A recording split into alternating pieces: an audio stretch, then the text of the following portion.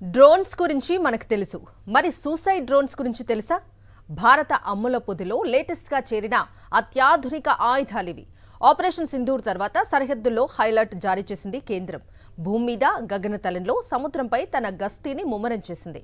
బహుళ అంచెల వైమానిక దళ వ్యవస్థను సిద్ధం చేసింది. ఇందులో భాగంగా తెరపైకి వచ్చినవే సూసైడ్ డ్రోన్స్. ఆపరేషన్ సింధూర్ ను అత్యంత ఖచ్చితత్వంతో పూర్తి చేసింది భారత్. దీనికోసం రఫేల్ యుద్ధ విమానాల్ని రంగంలోకి దించింది. ఈ యుద్ధ విమానాలతో అత్యాధునిక scalp cruise missiles, hammer bombs ఉపయోగించింది. ఇవన్నీ ఖచ్చితంగా తమ లక్ష్యాల్ని ఛేదించాయి. దీనికి సంబంధించిన శాటిలైట్ చిత్రాల్ని కూడా ప్రభుత్వం విడుదల చేసింది.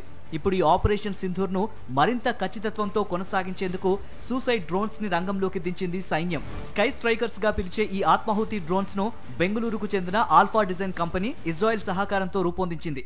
ఇది కేవలం సరిహద్దు వెంట నిఘా పెట్టడమే కాకుండా అవసరమైతే తమను తాము పేల్చుకొని శత్రువుల స్థావరాల్ని నాశనం చేస్తాయి. 5 కిలోల వార్ హెడ్ ను మోసుకెళ్లగలిగే సామర్థ్యం ఈ సూసైడ్ డ్రోన్స్ సొంతం. సామర్థ్యాన్ని బట్టి 50 కిలోమీటర్ల నుంచి 100 కిలోమీటర్ల వరకు ఇవి ప్రయాణించి లక్ష్యాలను ఢీకొడతాయి. శత్రువుల స్థావరాలతో పాటు యుద్ధ ట్యాంకుల్ని తునాతునకలు చేస్తాయి. ప్రస్తుతం వీటిని కశ్మీర్, అమృత్సర్ సరిహద్దుల్లో ఏర్పాటు చేశారు.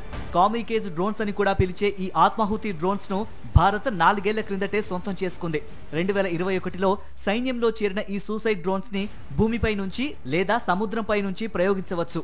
సైనికులు వెళ్లడానికి రిస్క్ అనిపించే సున్నితమైన ప్రాంతాల్లోకి ఈ డ్రోన్స్ సునాయాసంగా చొచ్చుకుపోతాయి. అతి తక్కువ శబ్దంతో ప్రయాణించే ఈ డ్రోన్లు శత్రువు గుర్తించే లోపే తమను తాము పేల్చుకొని విధ్వంసం సృష్టిస్తాయి.